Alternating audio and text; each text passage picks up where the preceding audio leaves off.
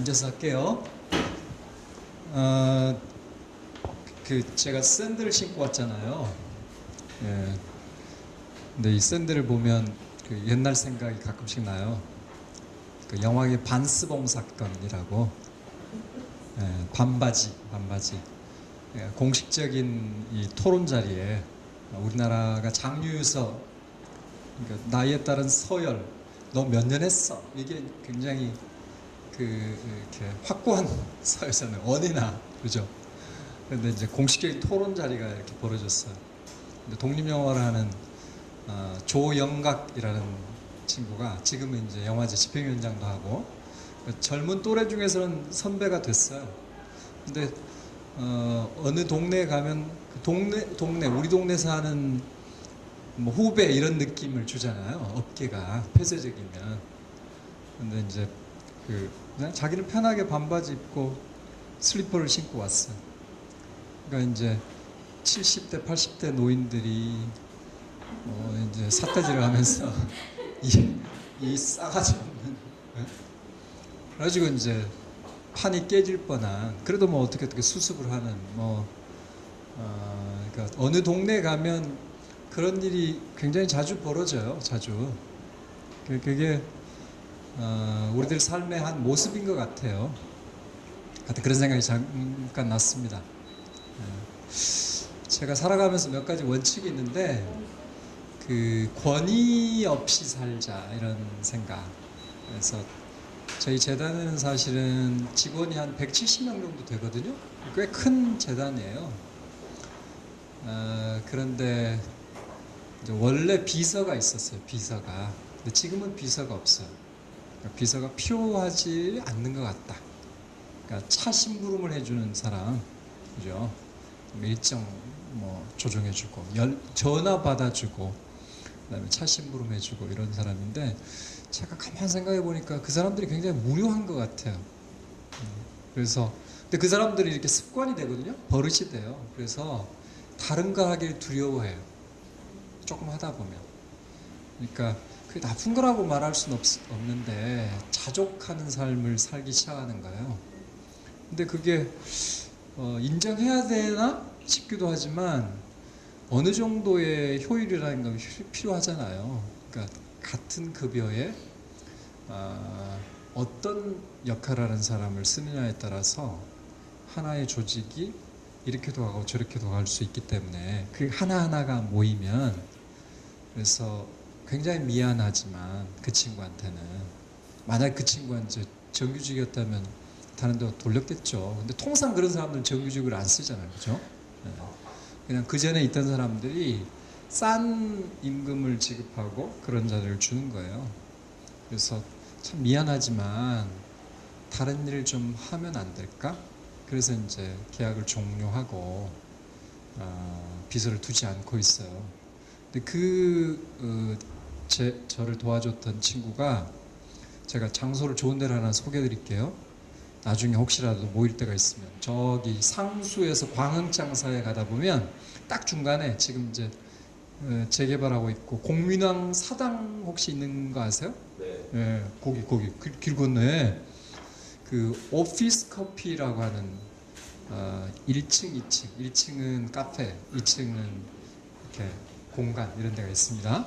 젊은 사장님인데 집을 갖고 있는 사람은 아니고 임차를 해서 쓰는 사람인데, 굉장히 고맙게도 어서 오세요. 좋은 자리 차지하시죠. 네. 여기 저기 그 좋으신 분 옆에 거기에서 한번 해보세요. 굉장히 좋은 장소인 것 같아요. 제가 보니까. 근데 거기에서 가끔씩 남자친구가, 이제 남자친구 인디 뮤지션인데 거기서 연주를 한대요.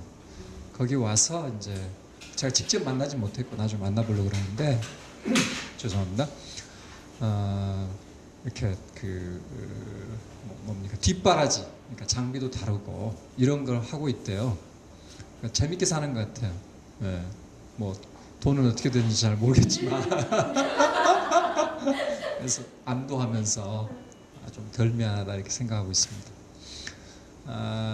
근데 저의 말 속에서 이제 몇 가지를 발견하셨을 텐데, 원래 권위를 싫어하는 사람은 권위적인 사람들을 굉장히 못마땅하게 생각하는 거죠. 그죠? 그러니까 뭔가 이렇게 불필요한 권위, 그러니까 쓸데없는 권위라고 하는 것, 이런 걸 못 견뎌해요. 그죠? 그래서 이제 아까 소개할 때 영화 정책이라는 것을 뭐 했었다 이렇게 하는데, 저의 사실은 보람이죠.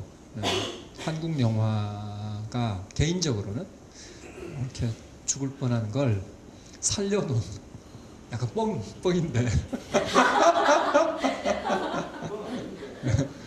그런 이제 역할을 했다고 자부하기 때문에, 그런데 그 모든 것이 어떻게 보면 그냥 내버려두면 될 것을 굳이 그렇게 하면 안 될 것 같아라는 도전해 보는 거죠.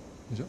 이게 개인들 사이에서의 권위일 수도 있고, 뭐 미국 영화라는 것과 한국 영화 사이에 일단 권위, 그다음에 저열함, 이런 것을 뒤집어 보고 싶어하는 그런 욕망이 있었던 거예요. 근데 저만 그런 생각을 하는 건 아니죠. 그런 비슷한 생각을 하고 있는 사람도 있어요. 오늘 제가 드릴 말씀 중에는 가까운 벗하고 뭔가를 도모해보는 이런 자리에서처럼 그런 걸 기왕이면 좀 해보자. 저분은 어디선가 제가 꼭 본 듯한, 나중에 한번 뒤돌아보지 말고, 예, 나중에 호구 조사를 좀 해봐야 될 것 같아요. 네, 하여튼 그렇고요. 친한 척 하는 거예요.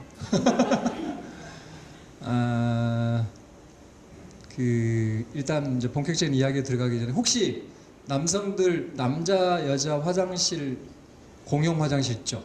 여기는 따로 있던데, 작은 데는 대부분 다 공용 화장실이잖아요. 그런데 같은 좁은 장소지만 남자 변기하고 여성 변기, 좌변기와 서서싸가 같이 있으면 참 좋은데 통상 그렇게 안 돼 있어요. 그죠? 그럼 남성들은 어떠세요? 오줌 누를 때 좌변기밖에 없습니다. 하나밖에. 네? 싸요? 어떻게 싸요? 컵으로 들고? 굉장히 과감하고, 통상 그렇게 합니다. 저는 앉아서 쌉니다. 네, 앉아서 싸요. 제 아들도 이제 중학교 1학년인데 교육을 시켰어요. 근데 얘도 앉아서 싸요. 이게 습관이에요, 습관. 근데 그렇게 된 이유는 뭐 굉장히 거창한 건 아니고, 한 20년 전에 이제 은퇴를 하게 된 어느 인생 선배를 제가 만나게 됐어요. 우연히. 제가 옛날에 민중당 활동이라는 걸 해봤던 적이 있는데, 동네에서 만난 동네 사람이에요. 근데 그분이 무슨 이야기를 하다 자기는 집에서 소변을 앉아서 본대요. 통상 집에는 그렇게 되잖아요. 우리 집에, 그죠? 아파트나 뭐 단독에. 근데 이제 말은 그렇게 하세요. 마누라하고 딸내미가 냄새 난다고 너무 구박을 해서 앉아서 쌀 수밖에 없다고 그러는데, 그게 가만히 생각해 보니까 그런 거가 아닌 거예요. 그러니까 폐를 끼치기 싫은, 그렇죠? 그러니까 자기 그다음에 딸에게 냄새 막 튀겨가지고 자기가 계속 청소를 하긴 하겠지만, 그죠? 냄새 나는 거를 폐를 끼치기 싫은 거예요.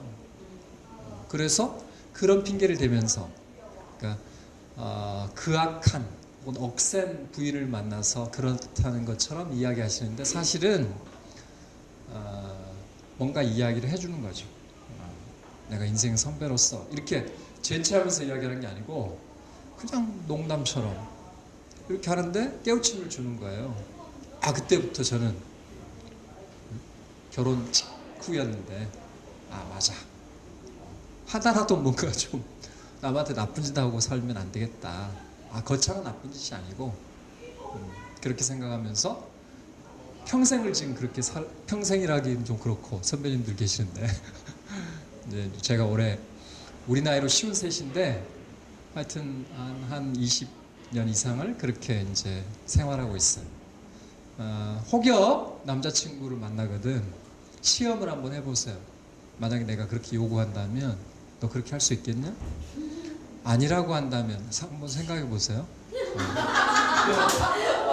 계속 살아야 될지에 대해 생각해 보면 하나를 보면 열을 안다는 거예요. 그죠? 근데 살짝 이 페인트 모션 일단은 한다 이렇게 할 수도 있는데 그게 진정성이 있는지를 한번 따져보시기 바라고요. 어떤 사람은 또 그럴지도 몰라요. 뭐 그런 걸 가지고 그런 표정이신데? 아니, 그런 표정이 아니라 네. 저 서서싸도 안 죽일 자신 있어요. 며칠 전에 뭐 화가 난다는 그 개그맨 있잖아요. 박성호. 네? 박성호. 예, 박성호란 사람이 그 물 아끼는 자기들 프로그램에서 지금 그런 거 자기가 대단한 발명품이라고 그러면서 파리채 비슷한 거를 이렇게 만들어 가지고 그러니까 스타킹으로 이렇게 해서 그 변기 위에다 그걸 놓고 조준해서 쌓으면 안 튀길 거다. 그러니까 그 친구도 지금 고민하고 있는 거죠. 되게 쉽지 않습니다. 저도 노력 많이 했어요. 오늘 집에 가서 한번 해보세요. 네, 그래도 자신 있는지. 나중에 혹시 만나면 저한테 이야기해 주십시오. 그러니까 하여튼 그러니까 우리가 사는 것에 대해서 가끔씩 고민해 봐야 됩니다. 고민해 봐야 된다고 생각하고 이게 이제 습관이에요, 습관. 버릇. 어떻게 훈육되느냐에 따라서 그래서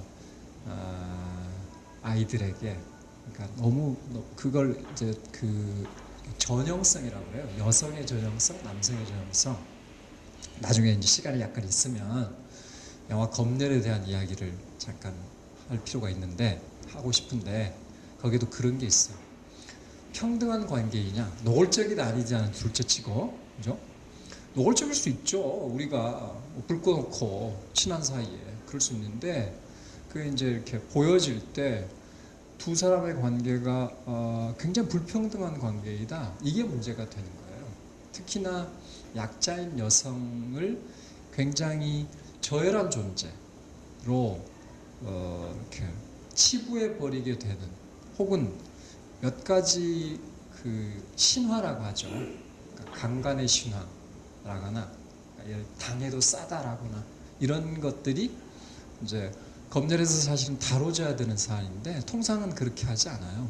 근데 그 대부분이 다 훈육되는 거예요. 훈육되는 거예요. 그러니까 딸에게는 조심하라 이렇게 강요하고 그렇게 교육시키고 남자애들에게는 남성다워야지 짜시 말이야 울고 짜고 말이야 뭐 그리고 서서 싸야지 이렇게 되면 이제 그렇게 훈육이 되는 거예요. 그래서 그걸 한 번쯤 좀 우리가 생각해 보면 좋겠다. 우리들 스스로에게 저도 뭔가 문제가 있겠죠. 반성하는 존재니까 인간은 반성하는 존재니까 가끔씩 반성해 봤으면 좋겠고 오늘 제가 여러분들한테 잘난 척하는 건 아니고 한두 가지의 반성의 기회를 동기를 여러분들한테 드릴 수 있다면 참 좋겠다 이렇게 생각합니다. 저는 요즘에 굉장히 재밌게 살아요. 남들이 보면 참 힘들게 산다 이렇게 말하죠. 이제 뭘 하냐면 고생을 사서 하고 있어요. 고생을 재밌기 때문에 제가 이제 요즘에 하는 것은 사회적 기업가들 지원하는 거예요. 사회적 기업가들 그러니까 올해 22개의 사회적 기업을 인큐베이팅 하고 있습니다. 그 이제 여러분들도 혹시라도 사회적 기업을 좀 해보고 싶다 이런 생각이 있거들랑 다니던 직장 금방 때려치지 말고 미리 준비를 해야지 미리 그죠? 그런 게 있으면 저한테 오시거나 연락을 하세요. 그러면 제가 몇 가지 아이템을 드리거나 길을 알려드릴 수 있어요. 길을 문화재단 일은 당연히 하죠. 그리고 협동조합과 관련된 일을 하고 있어요. 그 사회적 기업과 협동조합은 통하죠. 사회적 경제라고 하는 측면에서. 근데 이제 그냥 뭐 하는 게 아니고 영화 관련 협동조합의 이사장을 맡아서 하고 있어요. 공정영화협동조합, 모두를 위한 극장, 이렇게. 그러니까 아까 제가 고민을 이야기했잖아요. 그 중에 한 가지 고민이 큰 영화와 작은 영화들이 공정하지 않은 경쟁 환경 속에서 경쟁 아닌 경쟁을 하고 있는 거죠. 그죠? 그래서 어떤 영화는 스크린을 한 1000개 이상 거의 독점에 가깝게 몇 편의 영화가, 두세 편의 영화가 과점하고 있는 상황인데 보고 싶은 영화를 우리가 볼 수가 없잖아요. 근데 그렇게 거창하지 않아도 좋은데 그래도 내가 보고 싶은 영화를 혹은 내가 한번 봤는데 우리 주변 사람들에게 같이 보자고 이야기하고 싶은, 2번 보고 3번 보고 싶은 영화를 볼 수 있는 환경이 아니잖아요. 그죠? 그걸 어떻게 하나요? 결국은 우리가 움직일 수밖에 없어요. 움직여야 돼요, 스스로. 그걸 위한 협동조합을 하나 만들었죠. 이거는 전국 단위의 협동조합을 하려고 그래요. 예를 들면 우리 문모 배우가 했잖아요. 100만 이렇게 것처럼 그게 어느 분야에서도 정치를 혁신하는 거든 간에 혹은 우리 삶을 바꾸는 것이든 간에 일단 모아야 돼요. 힘을 모아야 돼요. 힘을 합쳐야 돼요. 예컨대 10만의 협동조합원을 확보한 협동조합이 있다. 영화 관련한. 그렇다면 생협이 그렇잖아요. 생협. 먹거리와 관련된. 그죠? 영화 쪽의 협동조합. 재미있게 살자고 하는 협동조합도 그러면 굉장히 상황이 달라질 수 있어요. 그걸 꿈꾸는 거죠. 예컨대 일본의 자주 제작과 자주 상영이라는 게 있어요. 일본식의 표현입니다. 우리는 독립이라고 말하지만 일본은 자주 제작, 자주 상영이라고 그래요. 그게 지속 가능해요. 돌고 돌고 돈다는 거죠. 근데 물론 우리보다 장점이 한 가지 있어요. 인구가 많기 때문에 그래서 상대적으로 일을 하기가 좀 편한 건 있어요. 근데 우리도 일본보다 예컨대 3분의 1이나 4분의 1을 성과 목표로 한다면 충분히 가능하다고 생각해요. 근데 그 방식이 소셜 펀딩으로 해서 사람들이 어떤 감독에게 돈을 모아주는 거예요. 2천만 원 모아줄 테니까 영화를 만들어 보자. 무슨 영화를? 그게 다큐멘터리일 수도 있고 혹은 노무출자라고 하죠. 노무출자. 그러니까 배우들이 나중에 벌면 줘. 이렇게 하는 거. 그렇게 해가지고 영화를 만들 수 있어요. 근데 그게 자기들이 만들고 싶은 영화를 만드는 거죠. 만들고 싶은 영화를 만들게 하는 거죠. 그러니까 이 팀들이 좀 더 노력하면 전속 감독을 둘 수 있어요. 전속 감독. 근데 감독보다 중요한 것은 PD가 있어야 돼요. PD. 고 이사장님 PD를 하시면 잘 아실 것 같아요. 그죠? PD는 일단 빚을 얻는 것을 두려워하면 안 돼요. 그러니까 감독이 중요한 게 아니에요. 그런 상황에서는 PD 중심의 시스템. 그래서 감독은 월급을 받아요. 월급. 12달 계약을 하는 거예요. 12달 계약을 해가지고 일단 연봉 1,500만 원 내가 보장할게. 1,000만 원은 내가 보장할게. 그다음 제작비도 대주마. 이러면 그 친구가 전속 감독이 되는 거죠. 근데 아무나 하면 안 되고 싼 값에 쓰면 안 되고 잘할 수 있는 사람을 찾아서 여러분들이 만들고 싶은 영화를 만들도록 하는 거죠. 뭔가 있을 거예요. 어떤 게 있겠죠. 어떤 주제가 됐든 어떤 분야가 됐든. 그죠? 세상에는 자기가 영화로 다루고 싶은 소재 이런 게 굉장히 많아요. 근데 우리가 단순하게 소비할 필요는 없는 거죠. 소비자이기도 하지만 혹은 투자자일 수도 있는 거예요. 그걸 해보는 거죠. 그리고 나서 자기가 이렇게 돈을 내잖아요. 10,000원, 20,000원 내잖아요. 그럼 나중에 본전 생각이 나기 때문에 주변에 막 열심히 홍보를 합니다. 그래서 PD님은 제가 오늘 몇 사람 꼬드길 텐데 PD를 하시라고요. PD를. 그런데 1,000명의 조합원을 모았다. 그러면 그 사람들이 최소한 한 사람이 주변에 10사람, 20사람은 찾아내요. 그럼 되는 거예요. 그게 선순환 구조가 되는 지속 가능성이 되는 거죠. 근데 여기서 그게 시작이 되면 비슷한 생각을 갖고 있는 사람이 저 전라남도에도 있을 거고 부산에도 있을 거예요. 그 같은 소재를 다뤄보겠다고 생각하는 사람. 그러면 이게 네트워크가 되는 거죠. 그러면 우리는 한 편의 영화를 갖고 있어. 저쪽은 또 그들이 만들고 싶은 영화를 만들어. 그렇게 해서 이게 품앗이가 되는 일종의 생태계가 만들어질 수 있어요. 이게 어려운 일은 아니에요. 그러니까 자신감을 가지고 저질러 보는 것. 그 다음에 나하고 같은 생각을 갖고 있는 사람이 있는가를 찾아보는 것. 일본이 그렇다는 거예요. 일본이 그래서 일본은 한 편의 영화를 만들었다. 대략 300회의 상영을 조직해요. 여기저기. 근데 그 300회의 상영을 조직하는 걸 자주 상영이라고 아까 제가 말씀드렸고, 우리로 치면 공동체 상영을 하는 거죠. 그렇게 해서 그 감독은, PD는 저 홋카이도부터 시작해가지고 오키나와까지 이렇게 다니는 거예요. 거기 다 조직들이 있으니까. 한국에 얼마 전에 이렇게 번역돼서 나온 지금 일본 공산당이라는 책이 서점에 나와 있습니다. 이매진 출판사에서. 그 책을 보면 여러분들은 빨갱이 터부는 없는 사람들이 혹시 있을지도 모르지만 그러거나 말거나 오늘은. 근데 거기 보면 일본의 생활 정치와 일본의 공산당이 어떻게 잘 맞물려 있는가를 알 수 있어요. 그러니까 정치에 대해서 고민하시는 분이 있다면 우리도 잘 하죠. 근데 우리는 어떻게 보면 그 당에 있는 사람들이 그렇게 이야기해요. 반은 서클 같다 이렇게 이야기를 해요.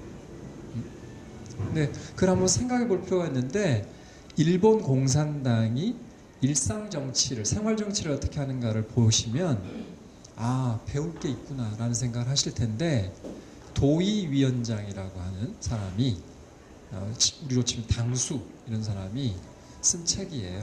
홍상현이라고 하는 일본에서 태어난 한국인이 번역해가지고 냈어요. 그걸 한번 읽어보세요. 비싸진 않아요. 이렇게 마치 분노하라 정도 되는 소책자니까 금방 이렇게 볼 수 있어요.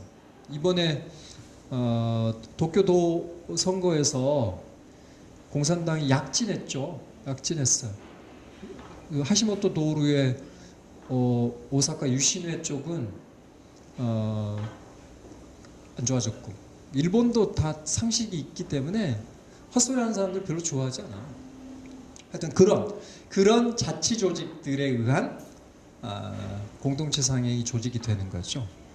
영화인들이 그걸 기반으로 해서 먹고 사는 거고, 거기서 반드시 합의가 되는 게 다운시프트, 그러니까 자진해서 규모를 축소하는 사람들을 사는 거죠. 그죠? 근데 예를 들면 100만 원의 가치가 이렇게 거들어주는 사람이 있을 때 100만 원의 가치라는 것과 고립무원이라고 생각할 때 100만 원의 가치는 굉장히 달라요. 이쪽 어디에 아마 에듀머니라고 하는 착한 재무주치 활동을 하는 사회적 기업이 있어요. 재윤경 대표라고 하는 여성 CEO가 하는 데인데, 거기서 이제 하는 게 그런 거예요. 제일 중요한 건 신용카드를 찢어라, 없애라, 이런 거고. 그러니까 빚을 내서 사는 거니까, 그죠? 이게 우리가 있는 걸 갖고 쓰는 게 아니고 미리 빚 내서 쓰고 나서 갚기 위해서 이렇게 고생을 하잖아요. 그러면 안 된다는 거죠. 상황을 자기주도적으로 끌고 가려고 하면 그래야 된다는 거고, 두 번째는 연대하는 게 필요한 거예요. 거기 재무주치들에게 상담하는 사람들, 의사 한 달에 3천만 원을 벌어. 고급 승용차, 외제차를 타고 다녀. 근데 이 사람이 파산하는 거죠. 근데 그 삶의 규모라고 하는 것은 자기가 컨트롤할 수 있다는 거예요. 그 사람들의 주장에 따르면. 자기 혼자 컨트롤을 못하면 같이 컨트롤을 해야 되는 거죠. 연대해서. 다운시프트와 가까운 것과 연대하는 삶을 살아간다면 우리 삶이 조금은 행복해질 거예요. 그죠? 그게, 그러니까 우리가 지금 이제 오늘은 제가 하는 분야니까 영화나 문화 활동이나 이런 걸 중심으로 해서 큰 이야기까지를 왔다 갔다 하면서 짧게 이야기할 텐데 그런 거를 생각해 볼 필요가 있는 거죠. 영국에서 수준 측량기가 뭔지 아세요? 목수들이 이렇게 혹은 토목 이렇게 하는 사람들이 수평을 잡는 거 이렇게 하는 거 보실 거예요. 근데 거기 중간에 이렇게 물이 들어있다고 물이. 그래서 그걸 이렇게 가운데 기포가 가운데를 딱 오면 수평이 맞는 거고 한쪽으로 치우치면 이게 문제가 있는 거예요. 그런데 수직으로도 세워보고 이렇게 하는 거죠. 저희 아버님이 목수였어요. 그래서 제가 잘 알아요. 그런 거. 노동에 대한 신성함 이런 걸 잘 알고 있는 사람인데 하여튼 영국에서 수준 측량기 사회라고 하는 책이 나왔어요. 그래서 이제 영국에서 굉장히 논쟁적이었고 그 책의 결론은 평등해야 오래 산다. 평등하면 오래 산다.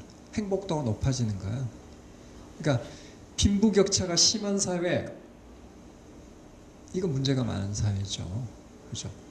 그러니까 말하자면 노력해서 격차가 나는 건 어쩔 수 없다 치더라도, 그죠?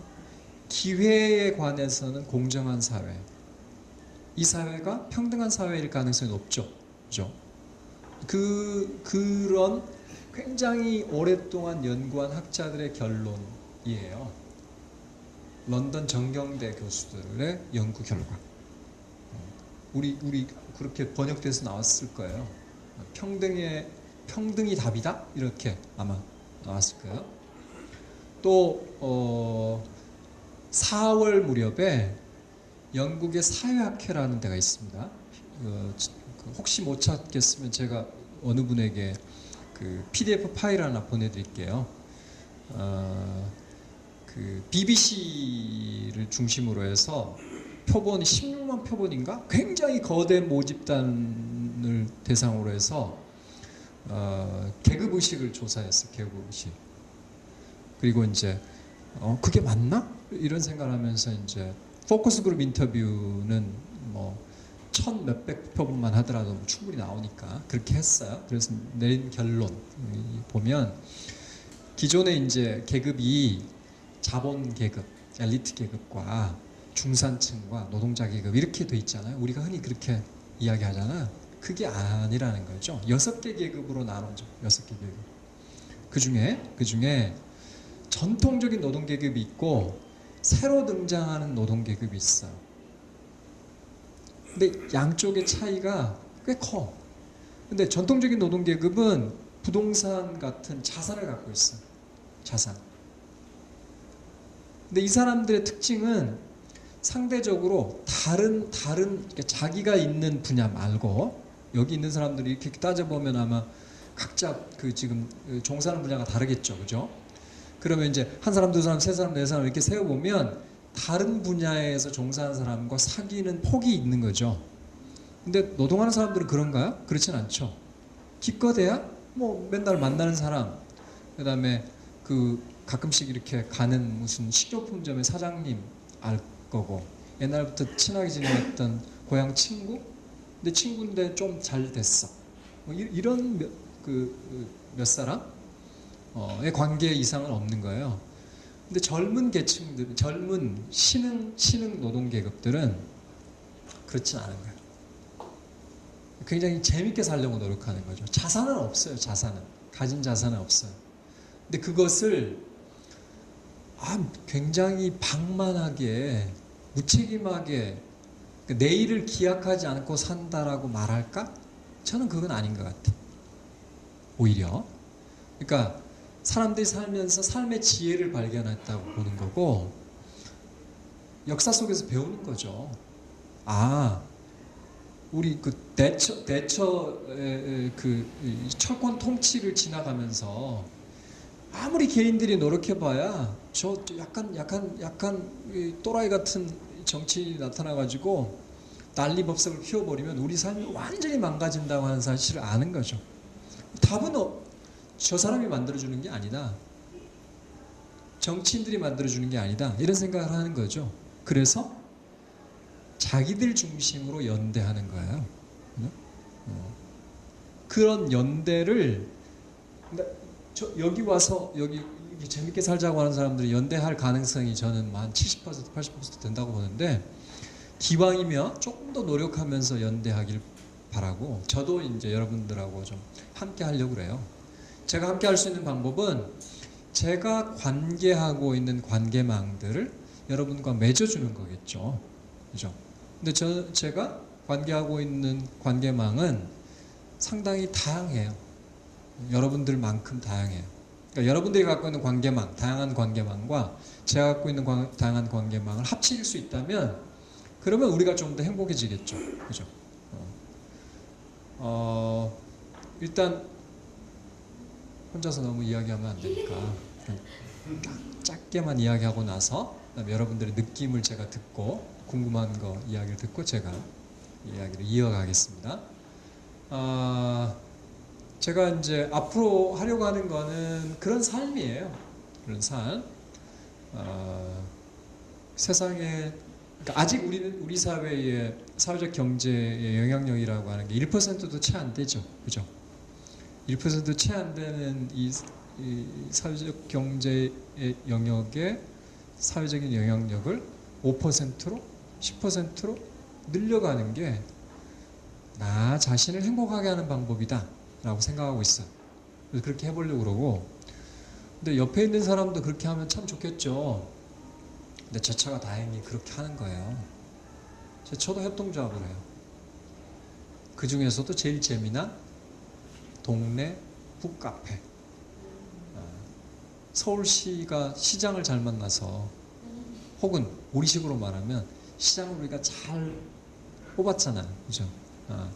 그러니까 이 양반이 마을 만들기 사업을, 혹은 마을 살리기 사업을, 동네 살리기 사업을 열심히 해요. 이 양반은 그냥 하는 게 아니고 싱크탱크라는 걸 통해서 자기가 열심히 실험하고 준비하고 벤치마킹을 하고 이렇게 해서 설계도를 갖고 있어요. 그죠? 책이 이만큼 있어요. 저도 영화를 할 때 문성근이라는 사람과 저와, 문성근이라는 사람은 영화진흥위원회 초대 부위원장을 했고, 저는 정책연구실장을 했어요. 그런데 두 사람이 아침부터 차를 같이 타고 출근하면서 뭐 이렇게 합시다. 뭐 그건 그런 거고 저런 거고, 거의 잠잘 때를 빼놓고는 작전을 짜요. 좋은 일을 하기 위한 작전을 짜요. 그리고 그걸 페이퍼로 옮겨, 말하자면 계획서를 쓰는 거예요. 언제 실현될지 모르지만 만약에 어느 분야를 바꾸겠다고 작정한다면 그게 필요해요. 홍성의 문당리라는 동네가 있습니다. 대한민국에서 마을 만들기를 가장 잘한다고 평가받는, 그것은 2000년대 초반에 이미, 그러니까 노무현 전 대통령께서 오리농법을 배워간 동네, 주영로 2장 있는 140만 평에 달하는, 아마도 전 세계에서 가장 넓은 오리농법 논을 갖고 있는 동네일 거예요. 지금은 이제 오리 문제가 이렇게 있어서 우렁이 농법으로 바꿨다는 이야기가 있던데, 하여튼 어쨌거나 그곳은 2000년대 초반에 서울대학 교수들이 다 잘하는 건 아니지만 그 사람들한테 맡겨서 문당리 100년 계획을 세워요. 우리가 이런 방향으로 가겠다고 하는 계획을 그 깨어있는 주영로 2장과 주변 사람들이 만들어서 세웁니다. 갈 길을 설계해 놓지 않으면 뭐 할 수 없어요. 그러니까 내가 어디로 가고 있는가를 알아야 되잖아요. 그죠? 그렇게 이제 준비를 한 거죠. 이 서울시장이라는 사람이 그 전에 뭐 희망작수 상임이사, 그 전에 뭐 이렇게 하면서 참여연대 이렇게 하면서, 그래서 우리와 그 사람이 같이 파트너가 돼가지고 동네를 지금 바꿔가고 있는 거예요. 여기 이렇게 모이시는 분들이 오늘 집에 가시거든. 내일 집도 주변을 이렇게 둘러보신 다음에 한 달에 여기 일주일에 한 번씩 모이나요? 네. 일주일에 두 번만, 두 주에 한 번만 모이세요. 두 주에 한 번 모이시고 동네에서 모이는 일을 좀 해보세요. 동네에서, 그죠? 그러니까 일주일에 두 번씩 동네 모임을 한다. 혹시 그게 안 되면 여기서 하여튼 훈련을 좀 해가지고 그렇게 좀 하시자고요.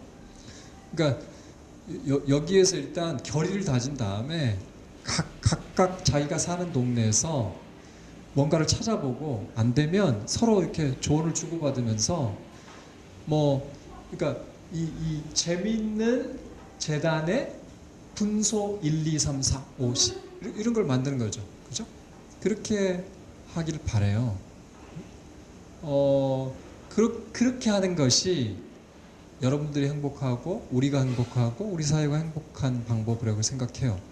그런 걸 저는 이제 계속해서 고민하고 있는 거예요. 고민하고 있고 뭔가 관계 그러니까 우리 그 청년들 재기발랄하잖아요. 재기발랄하죠. 근데 그 친구들에게 여건을 만들어주는 일을 할 수 있다면 그것이 뭐 영화든 혹은 먹거리와 관련된 것이든 아니면 무슨 우리 의류 뭐 별별 가지들이 다 상상할 수 있는 모든 것들이 다 나오니까 그런데 그 모든 것에는 어떤 가치가 있어요. 가치는 우리가 그걸 소셜 임팩트라고 이야기하는데 사회적인 효과를 내려고 하는 사회적인 가치가 있는데 그 사회적인 가치는 우리 삶을 긍정적으로 적어도 변화시키려고 하는 그런 공통점을 갖고 있죠. 그런 데에 동참하고 거들어주고 제일 좋은 건 자기가 해보는 것 제일 좋을 거라고 생각해요. 하나씩을 좀 찾기를 바라고요. 하여튼 요즘에 이제 제가 이렇게 삽니다 이런 이야기를 일단은 잠시 중단했다가 이제 저의 이게 제가 이렇게 사는 데는 두 가지 어떻게 보면 굉장히 자연스러운 제가 선택한 건 아닌데 두 가지 자연스러운 계기가 있었던 걸로 봐요. 저는 하나는 저희 부모님 덕분. 저희 부모님이 무려 11명의 자식을 낳았어요. 제가 11번째입니다. 11번째. 설마 10명씩 전부 다른 남? 그러니까 6녀 5남. 진짜 보복하시다. 근데 그 중에서 딸 하나가 어려서 전 전혀 기억하지 못한 저 서열이 위에 있는 누나가 하나 어려서 이제 옛날에 워낙에 좀 이렇게 빨리 죽기도 하잖아요. 근데 저희는 확률이 높아요. 생존 확률이 높은 거라고 생각해요. 이제 일찍이 하여튼 죽었어요. 근데 그 죽은 딸 이름이 혜영인데 저희 아버님은 어머님을 부를 때 혜영이 엄마 이렇게 불러요. 그 처음에는 약간 철이 들기 전까지, 그러니까 뭔가 이렇게 알아갈 때 그게 아마 한 초등학교 몇 학년 정도 됐을 것 같은데 그때 집안에 보면 혜영이라는 이름이 없는데 그렇게 부르는 거예요. 그래서 이제 여쭤봤죠 어느 날 왜 저렇게 불러요? 근데 그 이제 사연을 이야기하는 거예요. 저희 아버님은 자식들이 많아야 된다고 생각해요. 굉장히 외롭게 살았기 때문에. 그러니까 1912년생인데 유복자로 태어났어요. 유복자가 뭔지 알죠? 그러니까 뱃속에 있을 때 아버지가 돌아가신 거예요. 근데 저희 할머님이 제가라 하죠. 제가 마시 집안으로. 그러니까 이제 이렇게 옛날에는 뭐 따라가지도 못하니까 가까운 김씨 집안 친척집에 얹혀서 살다가 파란만장하게 이제 산 거죠. 이 자식들이 많아야 된다고 생각한 거예요. 외롭지 않아야 되겠다는 생각을 한 거죠. 목수하면서 10명의 자식을 키운다? 만만치 않은 일이죠. 그러니까 그 10명의 형제들과 막내로 이제 태어나서 살았으니까 64년생 조카가 있어요. 제 조카가 제 차하고 동갑인데 아유. 그래서 저도 뭐 손자가 막왁 하고 그런데 하여튼 이렇게 이제 지내면서 자연스럽게 이제 그 사고 치는 형제들의 이야기를 이렇게 쳐다보면서 이제 간접 경험을 하는 거죠. 별별 일이 다 있을 거 아니에요, 그죠? 조카들도 마찬가지예요, 조카들.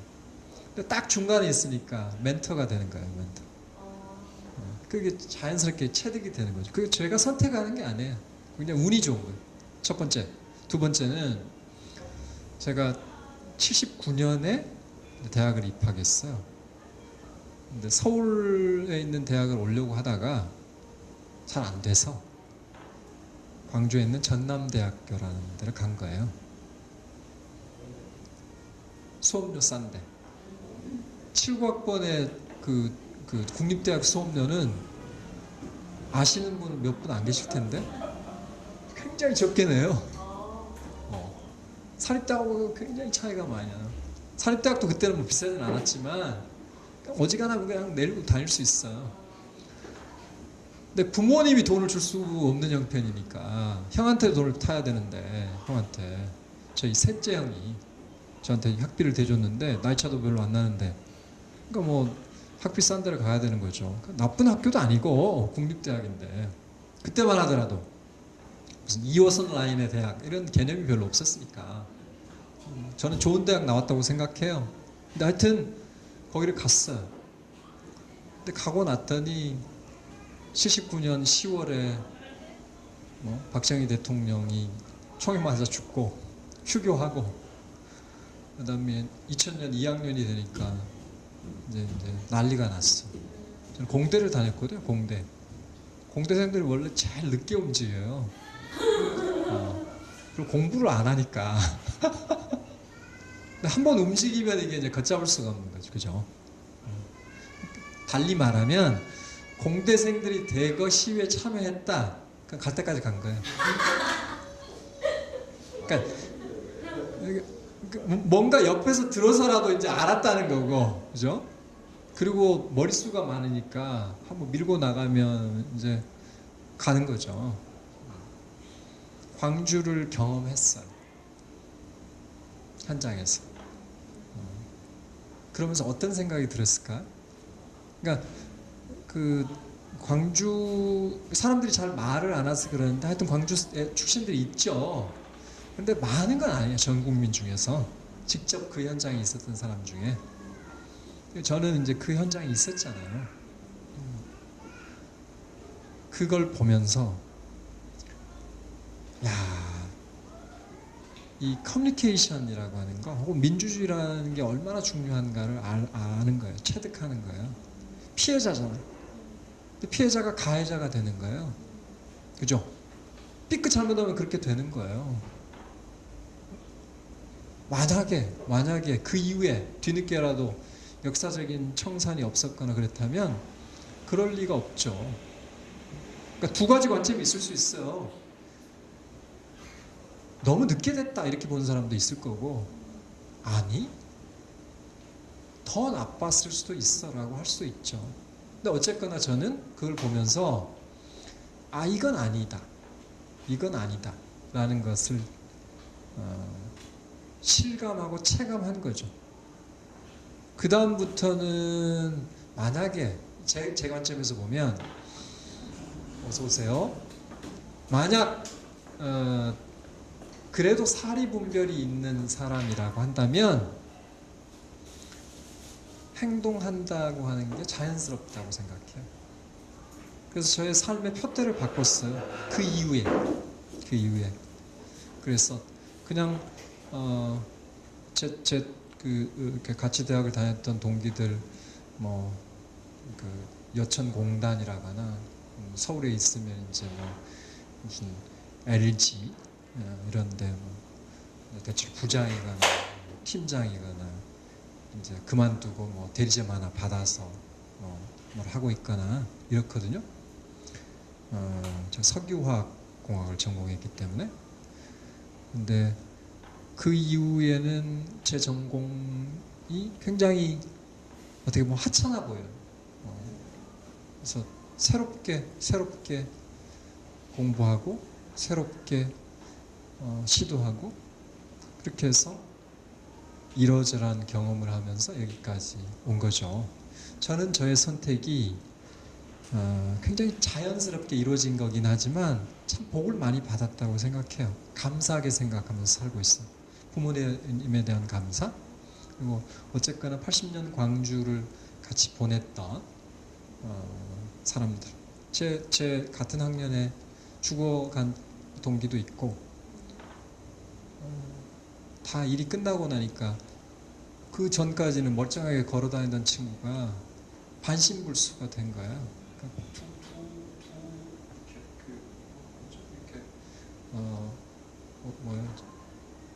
보조 장구를 이렇게 하면서 학교를 나오는데, 우리도 미안해서 뭐라고 말하기 힘들고 자기는 자기대로 힘들고 그런 경험을 하면서 그 이후에 그 상황을 지나가면서 자살한 후배들도 있어요. 여성 1년 후배. 그럴 수밖에 없는 거죠. 그런 걸 경험하면서 자연스럽게 체득하게 되는 게 있어요. 그래서 더 좀 열심히 살아야 되겠다 이렇게 생각하면서 살고 있어요. 근데 가끔씩 이제 저를 반성하죠. 좀 더 열심히 살아야 된다는 반성은 있어요. 근데 오늘 여기 와서 이제 다행인 것은, 그래, 재밌게 살아야지. 그럼 나도 좀 재밌게 살 권리가 있잖아? 이런 생각을 하는 거예요.